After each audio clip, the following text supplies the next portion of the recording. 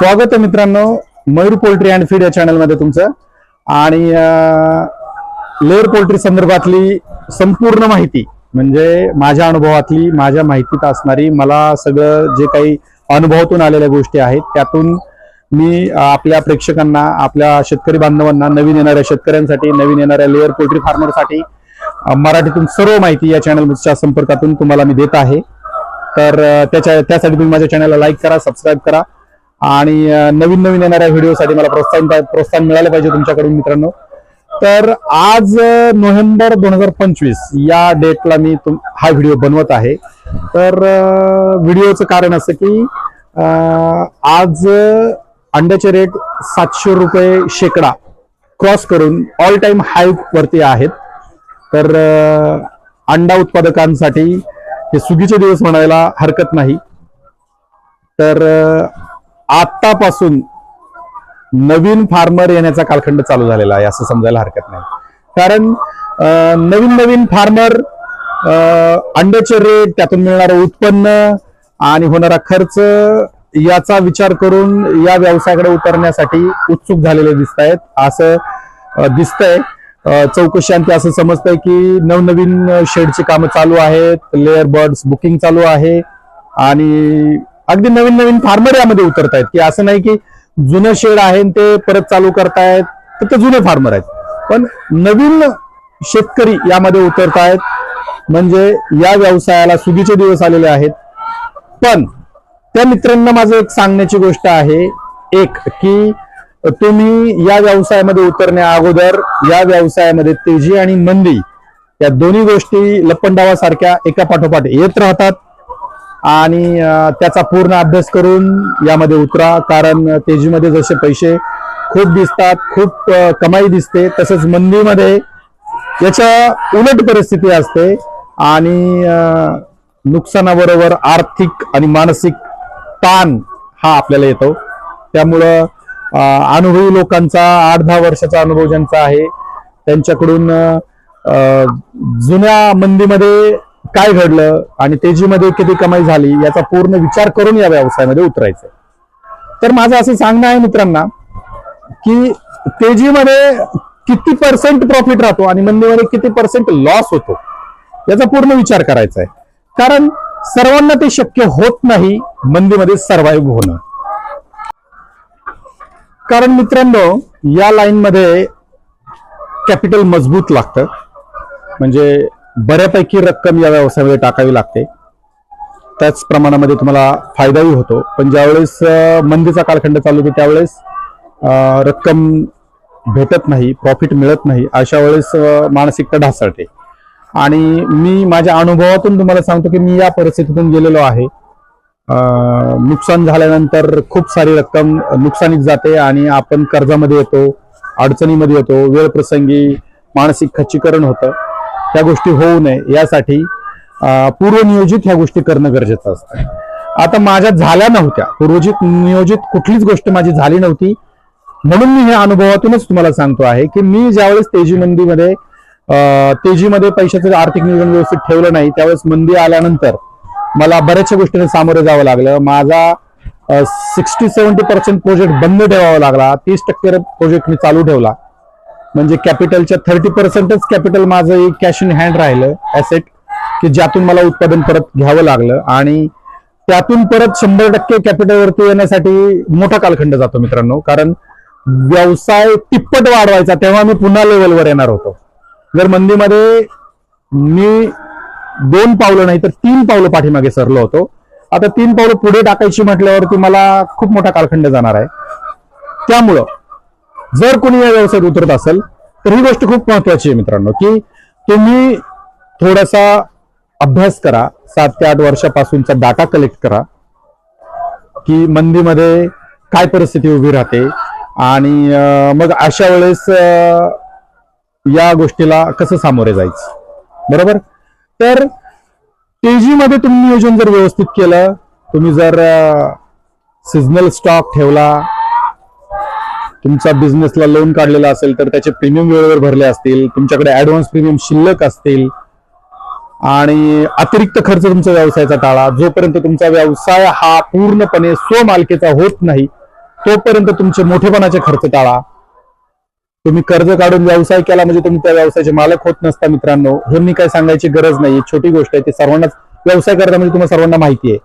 पण आपसुक आपल्याकडनं ह्या चुका होतात, सर्वांकडून होतात.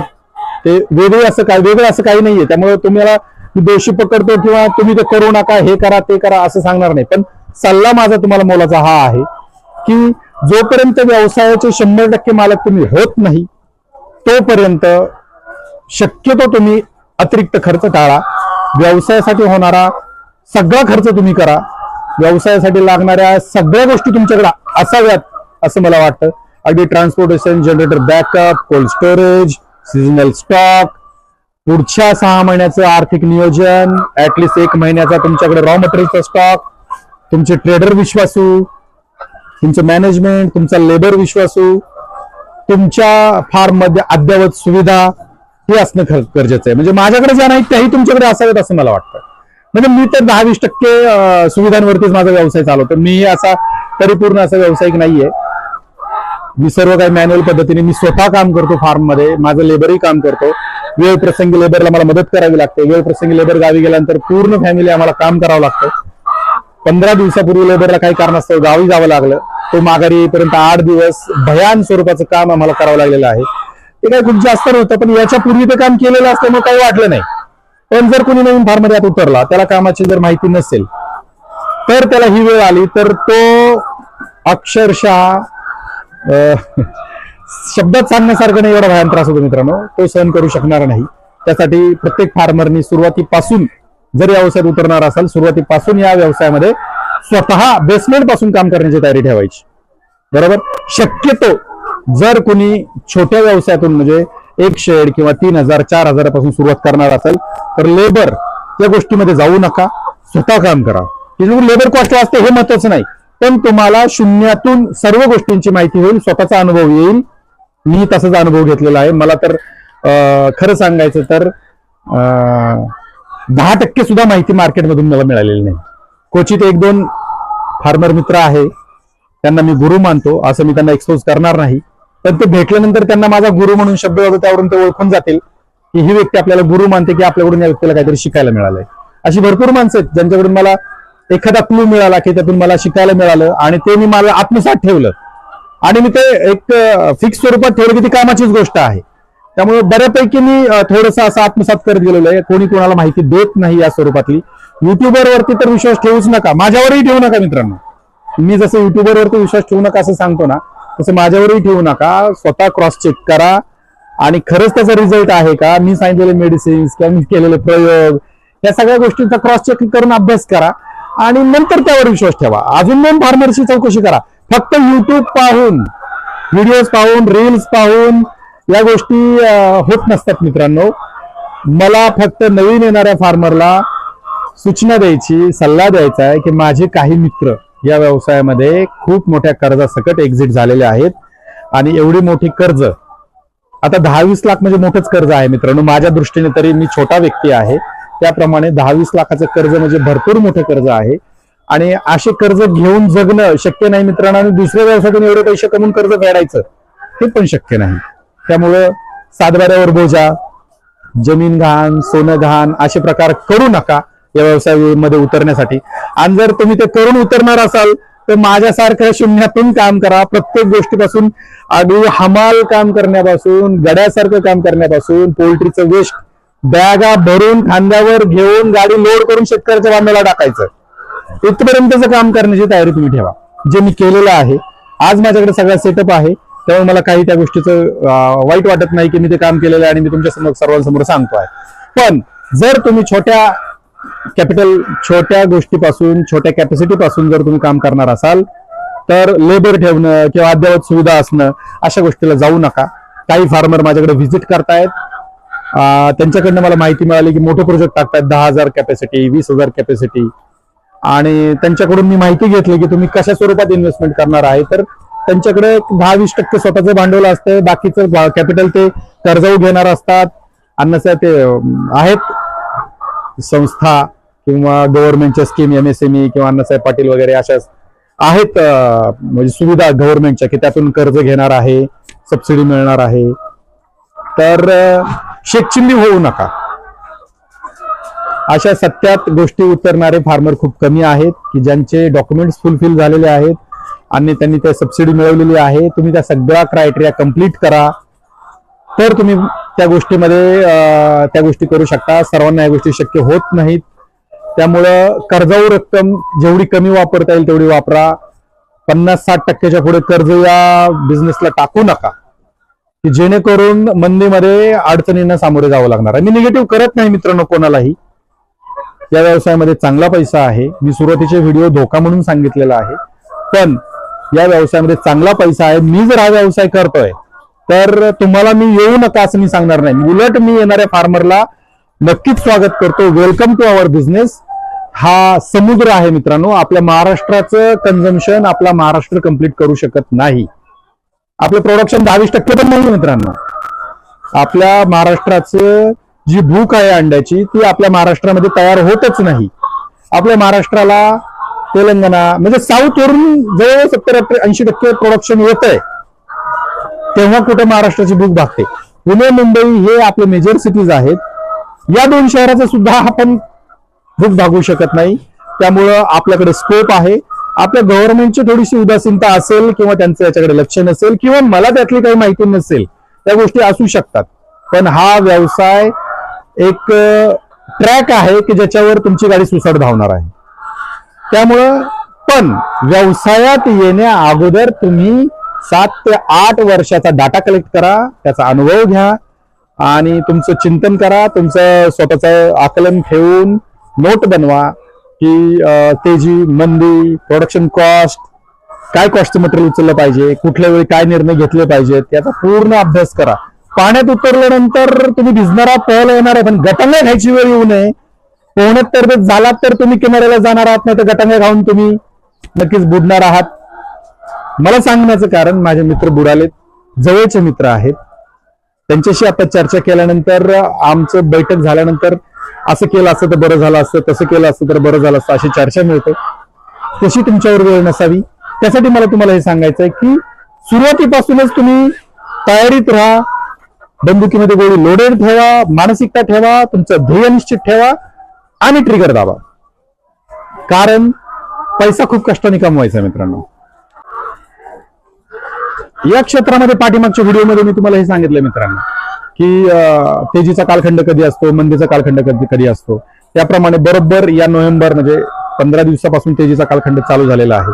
3 ते 4 महिन्याची तेजी तुम्हाला भेटणार आहे. चांगलं भांडवल तुमचं याच्यामधून रिकव्हर होणार आहे. चांगली कमाई तुमची होणार आहे आणि त्यातून तुमच्या व्यवसायासाठी पुढे लागणाऱ्या गोष्टी तुम्ही त्यातून उभ्या करायच्या असतात. मी तेच करतो आहे. सध्या व्यवसायावरती पूर्ण फोकस आहे. प्रोडक्शन अपडाऊन होत आहे, त्यासाठी काय करायचं आणि फक्त प्रोडक्शन फोकस न करता खरेदी द्यावी लागते रॉ मटेरियलची. ट्रेडर लोकांशी संपर्क ठेवावा लागतो. कमीत कमी रेटचं मटेरियल कुठे मिळेल, काय मिळेल, क्वालिटी काय मिळेल याची सतत चौकस बुद्धी असावी. असा हा कालखंड आहे की जेणेकरून चलन तुमच्याकडे येत असतं तर तुम्हाला ते चलन मार्केटमध्ये रोलिंग फिरून तुमचा व्यवसाय सिक्युअर करायचा असतो मित्रांनो.